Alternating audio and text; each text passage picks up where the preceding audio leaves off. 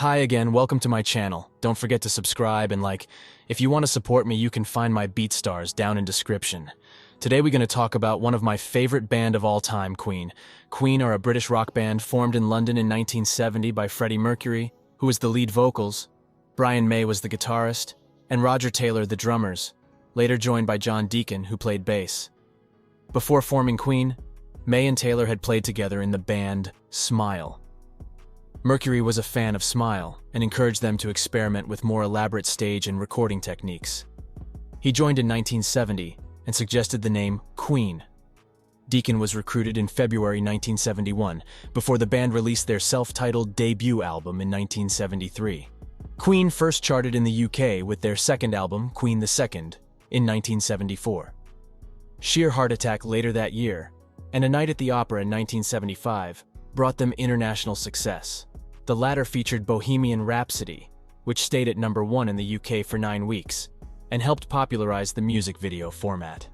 The band's 1977 album News of the World contained We Will Rock You and We Are the Champions, which have become anthems at sporting events. By the early 1980s, Queen were one of the biggest stadium rock bands in the world. Another One Bites the Dust from the Game, 1980, became their best-selling single, while their 1981 compilation album Greatest Hits is the best-selling album in the UK and is certified 9 times platinum in the US. Their performance at the 1985 Live Aid concert is ranked among the greatest in rock history by various publications. In August 1986, Mercury gave his last performance with Queen at Knebworth, England. In October 1986, 2 months after the Knebworth concert, Mercury, on his return to London from holiday, was confronted by a tabloid frenzy at Heathrow Airport with the British newspapers, The News of the World and The Sun, reporting he had his blood tested for HIV/AIDS at a Harley Street clinic.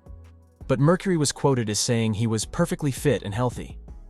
Fans noticed his increasingly gaunt appearance in 1988, with Mercury insisting he was merely exhausted and too busy to provide interviews. He was now 42 years old and had been involved in music for nearly 2 decades. Mercury had in fact been diagnosed as HIV positive in 1987, but did not make his illness public, with only his inner circle of colleagues and friends aware of his condition. On the 23rd of November 1991, in a prepared statement made on his deathbed, Mercury confirmed that he had AIDS. Within 24 hours of the statement, he died of bronchial pneumonia, which was brought on as a complication of the disease. His funeral service on the 27th of November in Kensal Green, West London was private and held in accordance with the Zoroastrian religious faith of his family. And this was the end of the most amazing band of all time, Queen. After Mercury's death, John Deacon chose to retire. And some people say that he said Queen dead with Mercury's death. Queen performed The Show Must Go On live with Elton John and the Béjart Ballet in Paris on a night Mercury was remembered, and it marked the last performance and public appearance of John Deacon. In 2002, Queen's Bohemian Rhapsody was voted the UK's favorite hit of all time in a poll conducted by the Guinness World Records British Hit Singles Book. In 2004, the song was inducted into the Grammy Hall of Fame. And with this, Queen will still remain as one of the best band. In the end, don't forget to subscribe and check my BeatStars. Thank you for watching.